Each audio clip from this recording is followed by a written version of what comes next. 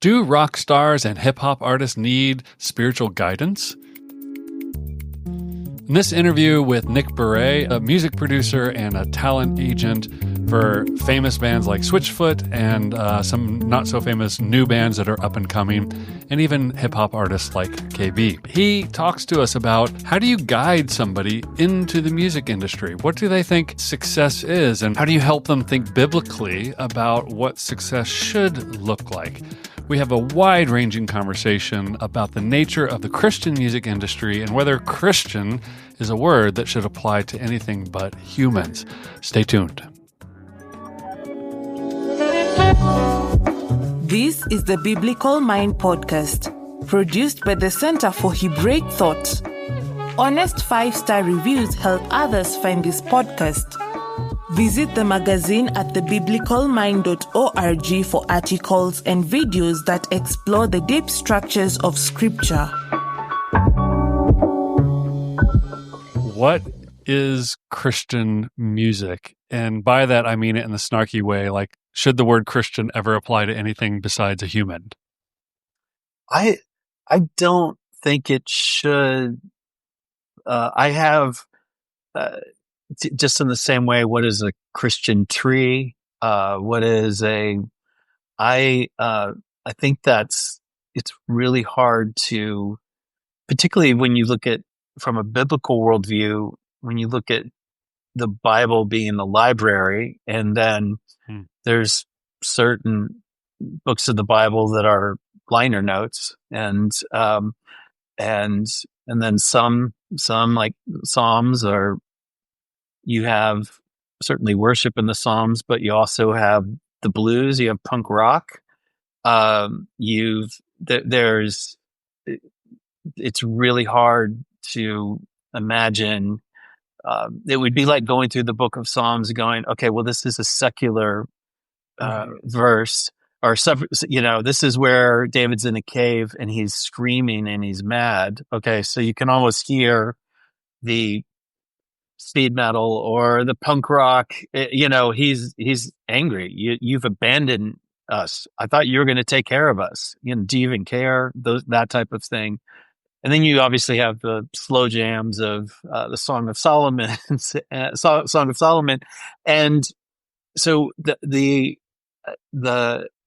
whole secular Christian dichotomy. I find it's really hard for that to fit a biblical worldview, personally, and I understand that on a business side that there's categories in genres of music. I get that, but in terms of calling something Christian, I think that's problematic.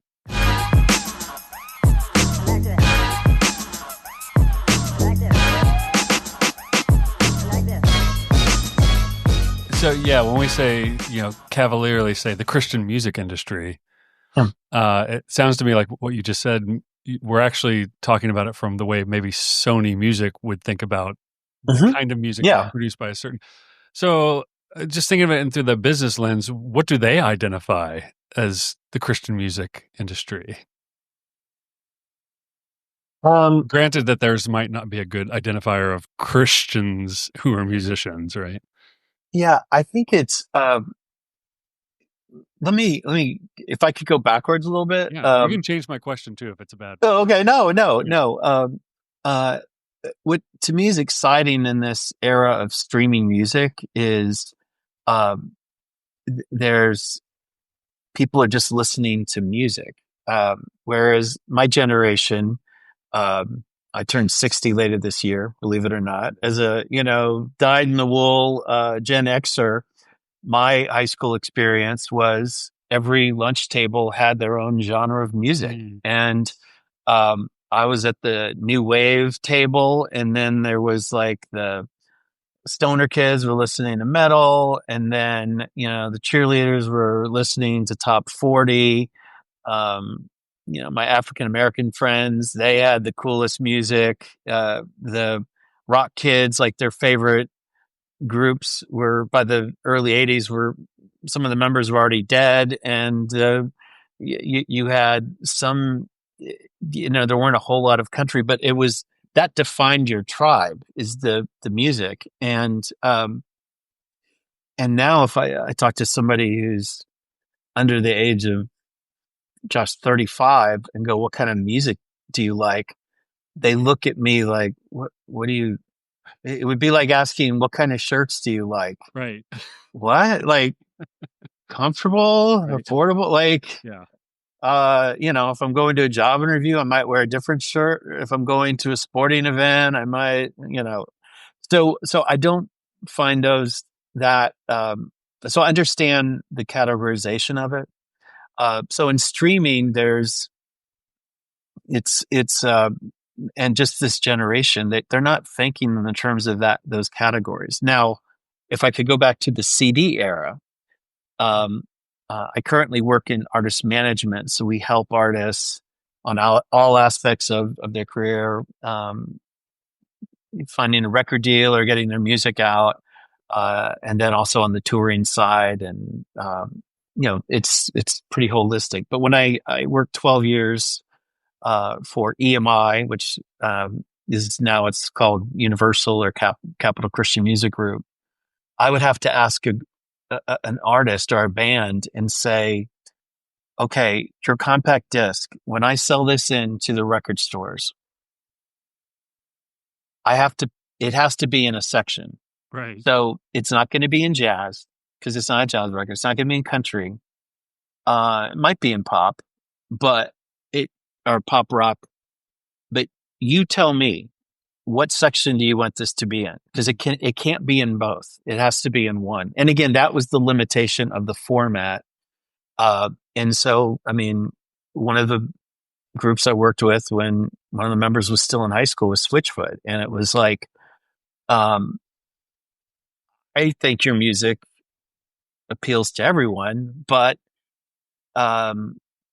we could probably sell in more compact discs if you were in the Christian section, but I also don't know if that's not your objective, if that serves any purpose whatsoever. So it was. Wait, they were in high school when you first started? Tim Foreman was a senior in high school when they recorded that first album, Legend of Chin. My first thought is, well, they're going to give bad answers to these questions. You ask them where do they want it, they're going to give really uninformed or dreamy answers, right? I think it would. No, they had street smarts to begin with. They had already. I always ask, like, where is the audience? Where are you performing? And they were like, well, yeah, we play clubs in San Diego. We also they're the three original guys. John and Tim's father was a Calvary Chapel pastor, as well as Chad Butler. His father was also Calvary Chapel. So they're playing just that Southern California scene, and both, like, there was no dichotomy. So we just made the decision, let's just put it in pop rock, which is, proved to be, they've always been a band that defies categorization. So yeah, I'm kind of a little bit off track from your question, but no, I think you're in a very roundabout way. Okay, good. Yeah. What do they identify as Christian music? But it really is, it's kind of like an author with the publisher. They say, okay, is this a Bible study book, or is this a devotional book, or is this for Amazon? You still have this problem of the record store with Amazon when it comes to books as well. So, or even, where is this podcast categorized in whatever digital service provider people are listening to this? Yeah. Is it spirituality? Is it, believe it or not, this one is in philosophy.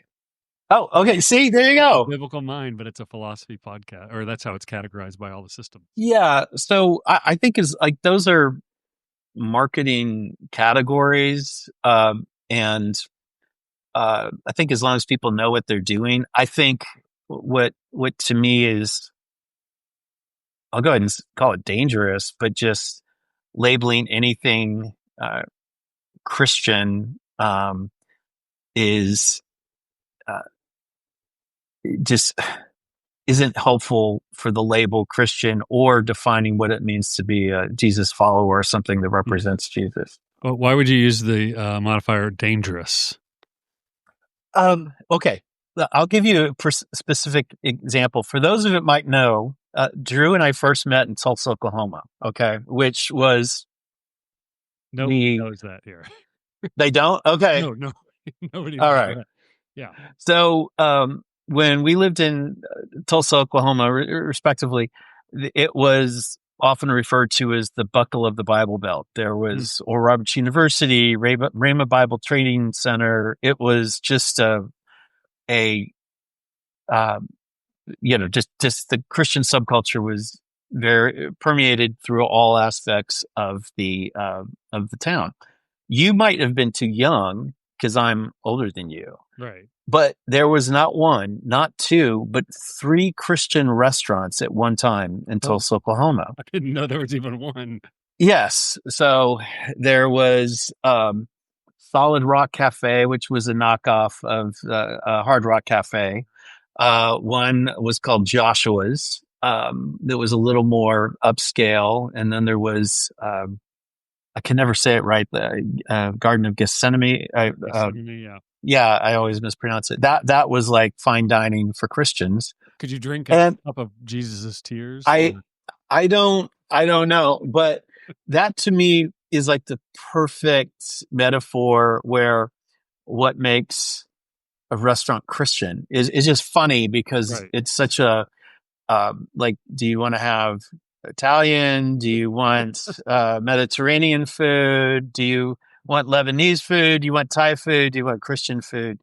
It's some of those titles are helpful. Christian is not helpful. Yeah. Great.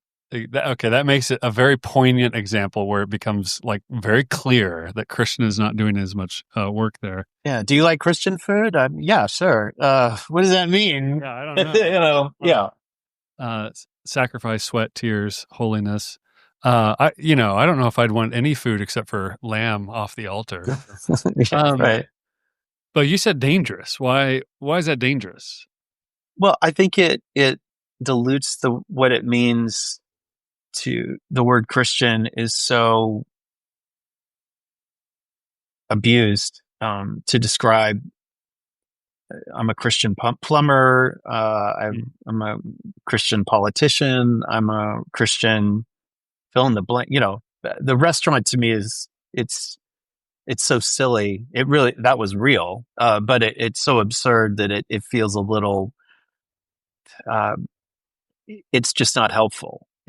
All it is they're trying to sell, they're adding the name Christian to attract a target audience. Right.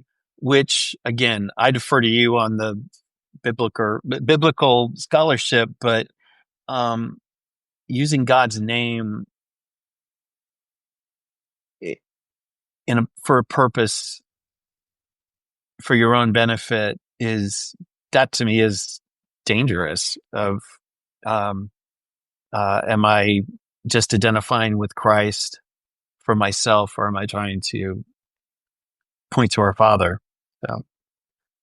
Yeah, I accidentally talked over you and told a joke. The tears joke, or I'm going to tell it again. I think the next level of this example would go to, you're looking for a good proctologist. Do you get the Christian proctologist or the secular proctologist? Yeah. Where it's, I could make a few jokes, but I'm going to restrain. So, okay. So, but you work in the music industry in a Christian sector, right? Or exclusively with Christian artists? How would you define your role? I work with a few that I work with artists that are all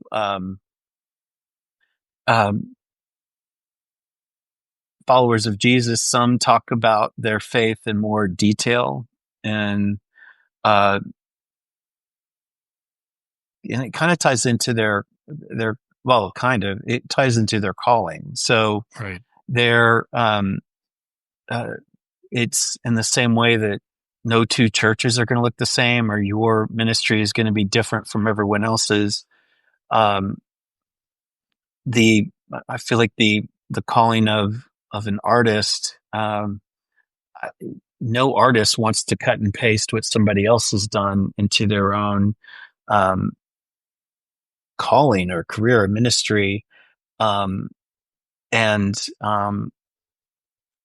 so the fact that it's unique, that's another nice way of saying that it's supposed to feel weird. It's supposed to be different. So it's, I think there's a lot of, I think you would be really surprised by the similarities between, certain people in non-musical ministry and those that make music. I think, one of the things that's common is that these, by nature, these are people who are gifted. So you see a gifted pastor or a gifted teacher, and it's very natural in our culture for those people to have a large audience, or people that listen to them, read them, etc. Which for any public figure, there's just saying that, where somebody with the gift is kind of exalted to a level. In my experience, two things happen. One is they get more criticism than an average civilian. It's like, I like your old episodes. I don't like the one with the music guy. I like the this or that. I don't like your shirt. You're too casual. You're too dressy, whatever. That's just a reality, that something that I, as not a public figure, don't have to deal with. But on the other side, you get more affirmation publicly than I do. You've changed, oh my gosh, Dru Johnson changed my life. He's, this, You have to oh hear my that gosh. one, but Yeah. one of my kids will say. Yeah. But this, people I'm sure have gone up to you and just said, man, this has been so significant. I've seen the scriptures in a different light. I understand my faith better. And, pastors, teacher, anyone, and artists certainly get that as well. And in my unscientific, observations, experience, I see more soul damage done from the affirmation than the criticism. I think because the affirmation is so intoxicating, and I can never think of a time where, it's hard for me to think of a time where anyone has affirmed me and I haven't totally savored every moment of that. Maybe not publicly. Right. I would feel awkward, but privately, 5 minutes after I got the affirmation, I'm cherishing that. And it can be, like I said, intoxicating. And the challenge is that for an artist or any public figure, you're not the worst person of all time. You're also not the greatest person of all time. And so it's challenging to have a kingdom perspective of your identity, where our identity should be in the cross, but there's so many false barometers. And I just think when you see, whether it's a pastor or certainly a musician, artist, it's the same problems that you and I deal with. It's just public, so everything's just exaggerated. So when somebody spins out in that arena, it's more, it's a more spectacular crash. And there's probably more shrapnel as well as maybe poor choices that you or I would make, or somebody listening to this right now. So I do think it's I don't know if I fully answered your question, but there's so when you add trying to be Christ-centered in that, it's already incredibly tricky to navigate just that, of the identity of how do you, who've received a gift, and if we have a gift, we're supposed to use it to serve others. And then when you're trying to be a servant, and yet people are making you, at least in the arena that I work in, sometimes a legitimate rock star. Like, we use that as a metaphor of somebody that's you know, You've actually and managed some real rock stars. I have managed some. I know some real rock stars, and the human heart was not made to be worshipped, and so the it's really critical to have community and um, those types of things in place.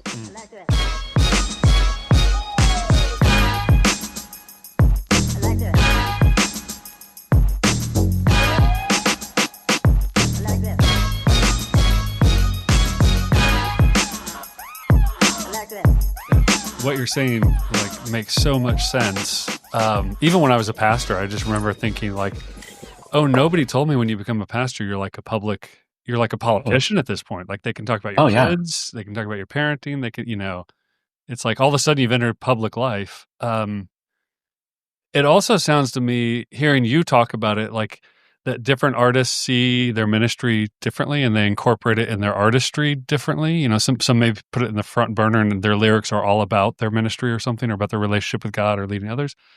That it sounds like your ministry is also part of shepherding people through that process, right? Because it sounds like the fame and acclaim that come with being a good artist, good at what you're at and gifted, is really just a test. And Right. a machine gun, it'll pull to your weakest side when you pull the trigger. Fame will pull them to their weakest side, and you have to guide them through that as well. Yeah, I feel like, and again, when I say pastoral, it's with a lowercase p, like there's a shepherding.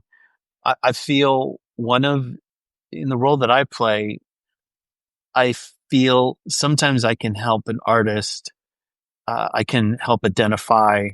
I use the term superpower because it sounds a little less spiritual and more whimsical, but to say, hey, when you talk about this subject, like something happens. Like that's, everyone can do that. No, not everyone can do that.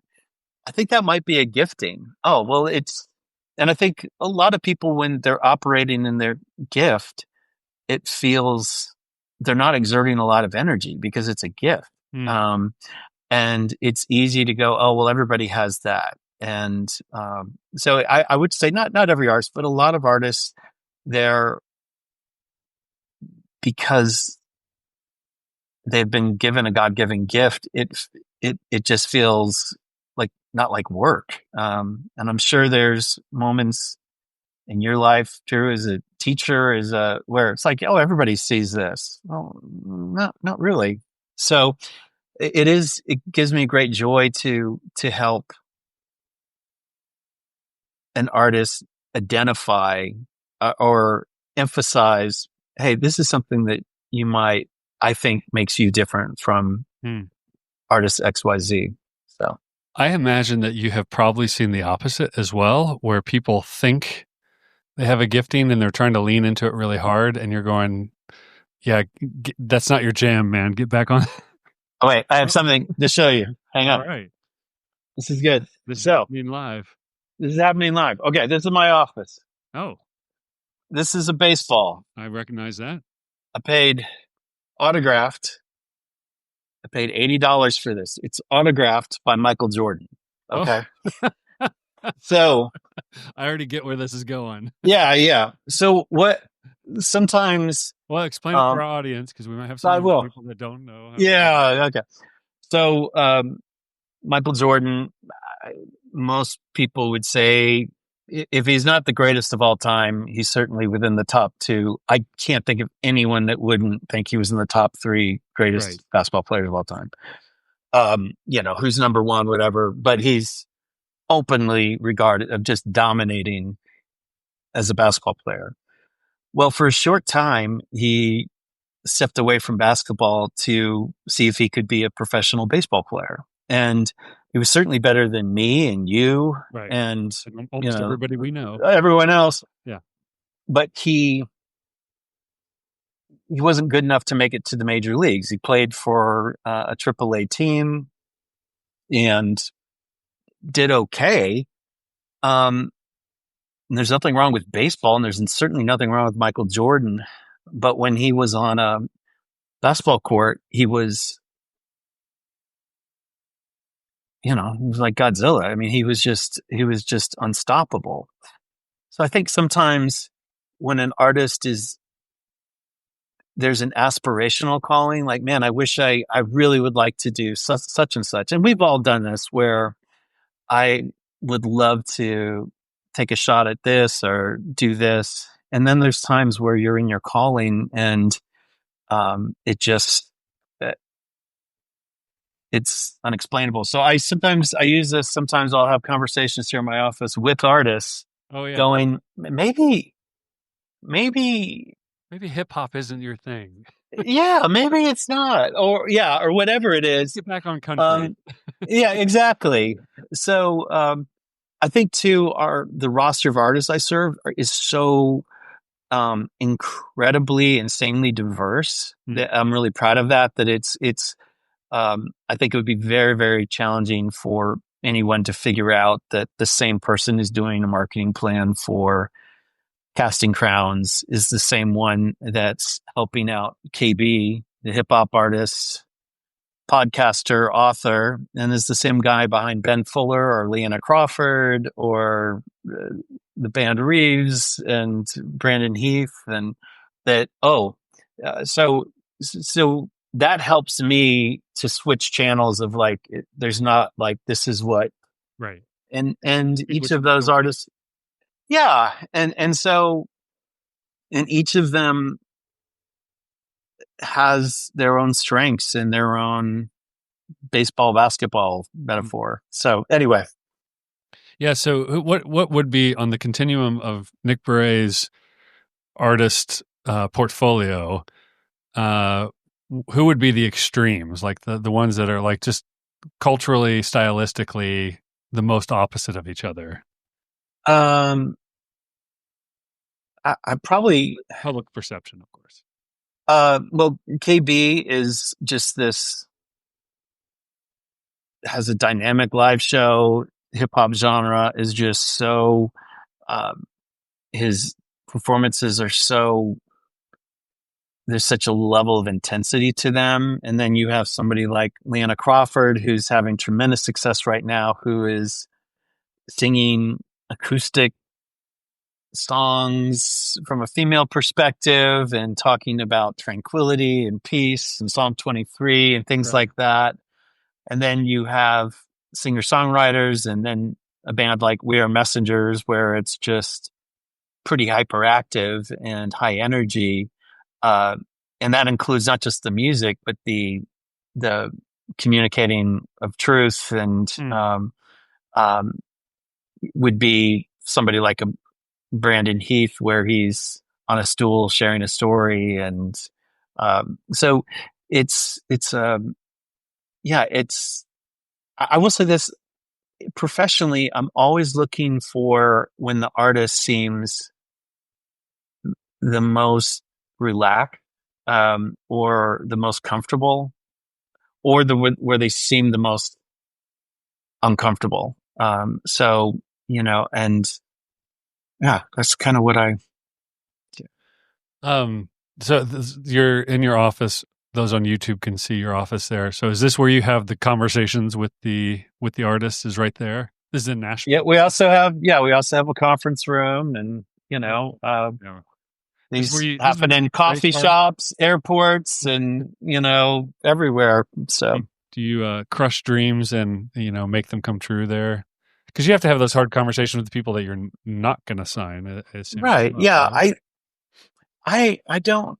Well, it's impossible for it to be like my church, for example. I go to Journey Church in Franklin, Tennessee, and I love it. But there's no way that it's God's will for everyone to go to my church. Like, that's just. And if it were, it would immediately, the sniff test would go, okay, that's not legit. Like something. So I also feel like to tell somebody they're not called to something is not my role, because this is also a vocation. There's certain economics that make themselves self-evident of like, okay, we're promoting this, we're telling your story, and particularly with online data, with streaming numbers and social media numbers, you get tremendous amount of data of people who are resonating with either what you're saying or the music that you're performing and sharing with others. And sometimes you kind of, as much as I like to think that you can control that, sometimes you can't. And I think it also comes down to defining success. So um, I'm just thinking of your story. If you were like to define success for you personally as an author, let's just focus on that aspect. Um, the in, immediately, like, what would be the most? Let's say you had like an amazing conversion from being a devil worshiper or something like that. Right. If you were like, hey, this guy's available to speak at conferences and he's going to talk about all these rituals he did, and Like warranty is who you're referring to. well, yeah, and or what, fill in the blank, whatever the thing is. Right. It's like suddenly like, oh, okay, that's going to be a lot more interesting than systematic theology or Hebrew thought. And with all due respect, Yeah. but that's you'll also be miserable. So an artist, it could be, I want to, if you were to do love songs, you could make more money or do that. Well, they're still going to be miserable. Or I think it's fascinating too, of people who are sometimes in the church and lead worship, wish they could write songs outside the church. And then the high number of people who are legitimately playing for an audience that might be unchurched, or wishing that they could sing more specifically about their faith. So it's just the human nature of, I want what that person has. So it's, and some of it's trial and error. Some of it is, I think I should play clubs. And then they go, I'm like, may I make a suggestion? Have you ever played a club before? No. Why don't you play a club? Oh my gosh, I can't tell a 5-minute story like I can in front of a college audience or a theater or a church. Yeah, why? Because they're not there for the music. They're there to hang out. Right. Okay. So I don't want to compromise my art to just do, in some environments you can't play a ballad because the room, so I think I find it really exciting once the artist is identified, through a variety of reasons. Sometimes it's intuitive, sometimes it's through trial and error, what their place is in the body of Christ. When that's really exciting, when you can help give them opportunities and connect them to that audience. It's great. It's incredibly frustrating when they want to do something and people don't respond as well. So what is the deal with, you use the phrase, sorry, this is going to be a total rabbit trail, but bring it. compromise their art. I'm thinking, like, as a college professor who has a freedom to teach kind of widely what I want in the classroom, but even then, almost everything is constrained to, like, how are the students going to understand this? Publishing, absolutely. You have your ideas. You have this, like, way that you always say this that you thought was so clever, and then the editor's like, "Yeah, nobody's going to understand that in a book." Like, that works in a lecture hall. I feel like I am constantly compromising my art in order to kind of fit the audience in the medium, kind of like the club versus the stadium or the church thing. Yeah. So why do artists feel like they get a pass on this? And it might just be economics, right? Like, I work for a company who pays me to do certain things, or I don't know. What do you think? Well, that, let's take a break from art for a second and just focus on churches. Right. Okay. So if the definition of success for a church is to just co-opt that of the culture at large, it means bigger, better, more money. Right. So you could pastor a church that's absolutely massive. Does that mean it's a great church? Does that mean that maybe it has great facilities, great programs, but it doesn't mean that it's reflecting Jesus in a way to that community? And so, again, it's the same thing for an artist. Is like, I want to be in front of a lot of people. One thing that's very, very common is a lot of artists will come off once they're on American Idol or The Voice or one of those shows. They come to Nashville, and there's a lot of those people that are Christians, and so they're trying to figure out next steps. And they thought, well, what they wanted to be was famous, and they were famous for about 6 weeks. Right. And now they're not famous. And so now they've got to figure that whole thing out. And it's so disorienting. It's such a moving target, because if I was famous, but I didn't get to do my own songs. Okay, cool. Well, now I got to do my own songs, but nobody cares. Or, my art is really pure, but you can sell bigger venues than I do, or I sell big venues, but I don't get the critics hate me.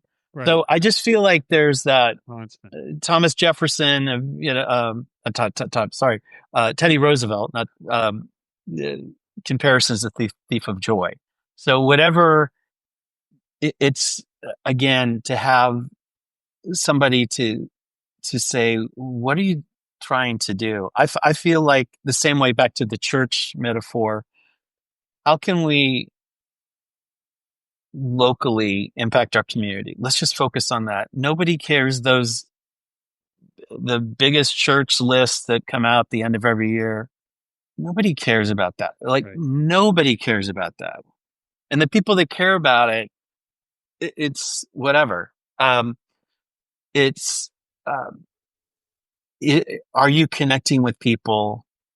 Yes or no? And I do feel like the economics and all the vocational stuff kind of, not to be hippy dippy, but it kind of works out. I feel like that should be the focus. That should be the defining success. Yeah. So I try to make it as small as possible. Like, okay, there's a girl in her dorm room who's listening with their AirPods, who,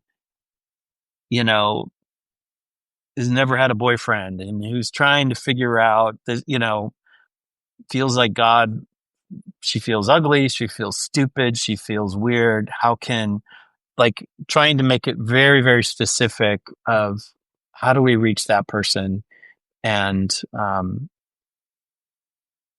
that is hopefully what success looks like. And there's a variety of ways to reach that person, through getting them on certain playlists or radio stations or live shows, etc. It's funny the way you describe it. I think for most of us, the music industry and kind of fame sounds so ethereal and mystical. And I know there are like magical elements to it that you don't know. Some people just strike in a surprising way, which you didn't. But the way you're describing it sounds very much like, corporate thinking. You're just walking through normal steps of creating a small industry or a startup, and each performer is kind of like their own little business unit, right?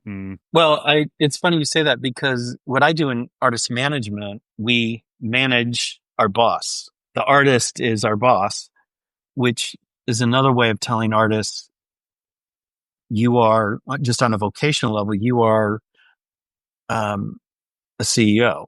And so my job, I can't, in the same way, if I work for a CEO, I can't tell them what to do. I can make suggestions, can show them data. I'm not doing my job if I just say everything's awesome or everything's terrible.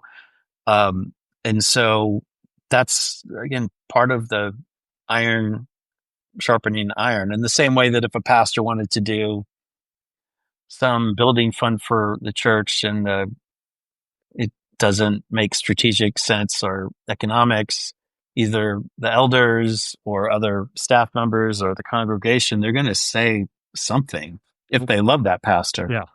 Yeah. If they love them and they're not infatuated with them. Yeah. Precisely. Let's talk about the market, because you were talking about reaching that, that college freshman who's sitting there and not feeling good about themselves. I was listening to something the other day. I don't remember what, but the person pointed, it was Rick Beato. I don't know if you ever watch his YouTubes, but I haven't. Oh, he's great. He's like 65-year-old guy, session musician who's been in the industry forever, and he just has great takes on insider stuff. And he had somebody on who was pointing out that if you look at the top 20 pop list right now, I guess, he'd say as an old person, you look at it and you go like, I don't recognize almost anybody on that list. And he said, but if you show that same list to a 20-year-old, they would also say, yeah, I don't recognize half the people on this list, right? So this is not the pop list when you and I were 20 years old. Oh, yeah. Super fragmented. And that the goal of an artist now, instead of creating kind of a wide audience, is actually to drill down as deep as possible and get like super fans who will just listen and listen and listen and buy anything you put out, which fragments. And I see this in class where I ask students what their favorite artist is. And I started seeing this years ago, and someone would mention somebody and half the class would be like, I've never heard of that person before in my life. So how do you deal with that from your end? Or correct that image if you think it's wrong. No, it's great. I think that's, you literally had a meeting first thing this morning with a booking agency and an artist, and we were trying to find artists to tour with, etc. And there's this, what the scoreboard is really challenging in terms of what the market value is of an artist. And I'm not even talking about their musical, artistic, or spiritual impact, but just what their market value is.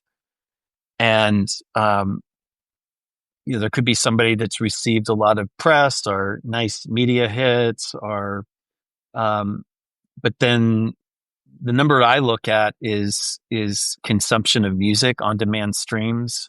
So I have access to, if you name anybody, I can pull up what they're streaming across all the platforms is. Including podcast? But music. I can't. There are some people. My friends at Sony have their podcast division has something like that. But that, just because somebody is consuming or streaming somebody's music doesn't mean that they're going to buy a ticket. Right. And so it's tricky. One quick anecdotal thing. My oldest son, he now lives in Washington, D.C. He moved there earlier this year, but he went to Baylor University and then worked in Dallas, Fort Worth up until January of this year. And all of his favorite artists, I would be like, what? Like, and one of them, and some of your listeners would be like, I can't believe you haven't heard of this guy. But it was the group Turnpike Troubadours, which I was like, never even heard of them. And you're in the music industry. I'm in the music industry. And he's like, yeah, they sold out the American Airlines Center where the Mavericks play 2 nights in a row. And I'm like, no, there's no way. And I started pulling numbers.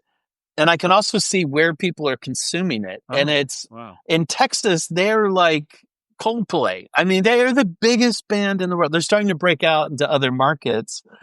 But I doubt in Seattle that they would be able to sell very well. So now you have, which I think is super cool, is like this band, there's certain artists that are in Texas, the biggest artists on the planet. And so to that world. So it's, I did not realize it was geographically fragmented. Oh yeah, absolutely. So it's, so it's again, defining success is such a tricky thing for anyone, all of us, which is, I think our default, because the world is usually money, which isn't sometimes the most accurate, and I would say the kingdom would kind of turn that on its head, that's not the end all. So. Yeah, I never thought about that before. I always say I'm big in Brazil because I've sold more of my Portuguese translations than my English, my natively written English books, thanks to the Portuguese translator. So you have somebody like that. You say, "What's success?"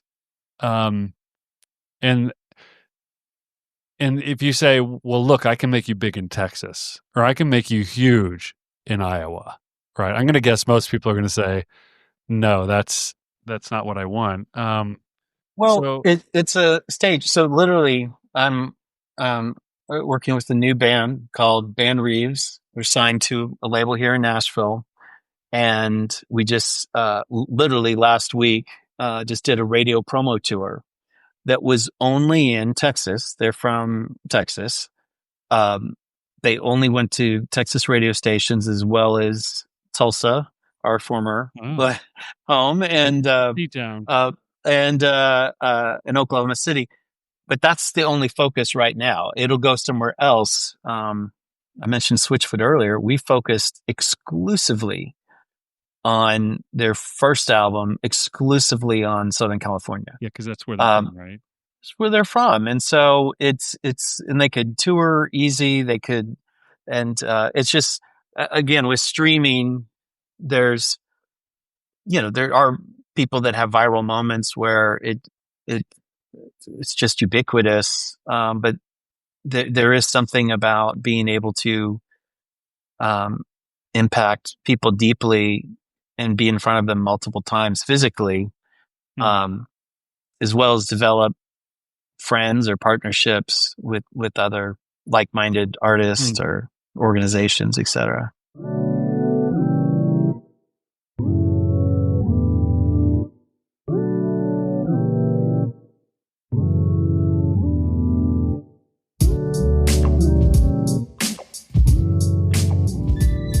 Before we leave, there's a ton of people out there. You're in Nashville, so like you're swimming in people who are trying to break into the music industry. But what's like your go-to advice for Christians? I'm sure it would be advice for general people as well, but for Christians, prepare. Maybe they are naturally gifted and they have everything lined up on their side. What do you tell people? First of all, it's a very good question, and I think I sometimes tell artists, you're not thinking small enough. And by that, like, they're worried about, gosh, nobody's listening to me in Brazil. I'm not big like Dru Johnson who's in Brazil. With a very niche crowd of Brazilians. Whereas, okay, yeah, like you're, somebody that's in the early 20s, you can't afford to go tour Alaska, and don't even think about that. Whereas, so I think a few things, right? Is if for a musician, if there's other disciplines, this would apply, just change the medium. But I think for a musician, write as many songs as possible and play in front of as many people as possible and diverse amount of people, types of people. Because I think that will help go, oh, well, I thought I was just like a Christian person because I only played in church, but man, this really resounded when I played at that Christian restaurant. Just kidding. So I feel like that can help. I call them like breadcrumbs to find out your calling by actually, so suddenly you would have information to say, if someone were to say, I think your music wouldn't appeal to somebody in their 20s, you can go, I appreciate your opinion, but I know I've seen it. Like I know. And so I feel like that is it helps you. I also feel like it's something you control. It prevents victimization where, well, I'm just waiting for the phone to call, or someone to call my phone or send me an email, as opposed to just what can you control? Control being a loaded word, of course, but I can find within whatever type of music somebody plays to do the work of within an hour and a half drive I want to play for these people for free. I want to play at this school. I want to play at this. I feel like a career in the arts, you're going to get used to, you have to get used to a lot of rejection and in academics as well. Exactly. Yeah. Well, and just life. And so to be able to, along with that, to go, wow, there's affirmation. This is great. This really, why did this work? Why did it not work? To be able to figure that out and to have intel, I just feel like is so valuable as opposed to having a quote unquote expert like myself or one of my peers tell you, oh, you should, write a book about such and such subject. So anyway. I think that's great. I always say with the Enneagram and Myers-Briggs and all those, I say, yeah, those are fine. But if you really want to know, go ask your family and friends to tell you about yourself and you'll find out a lot more. Yeah. Right? Oh yeah. Like you just, exactly. You test bed. And I think that's great. Well, I got a great quote. All right, back to the young artist. There's a line in Bruce Springsteen's autobiography, Born to Run, that is so good. It's just a throwaway line in the book, but it just hit me hard. And he was talking about people promoting his music. And he said, my business is show business. And that is, you don't tell people anything, you show them. And as simple as that is, I was like, it's one thing to say, hey, I am a worship leader. Cool. Do you lead worship? No. Right. Then don't tell me. Just show me. Like, dude, right. Like, oh, I write songs for this group of people. Cool. Well, don't tell me. Like, show me what do you got? So I do feel, again, I wish there wasn't the word show business, but there is something. There's probably a more spiritual word of like actually doing it, and as opposed to telling people about your art or your gifts. I feel like we come from a faith tradition that really emphasizes walking the walk over talking the talk. So yeah, I feel like that resonates.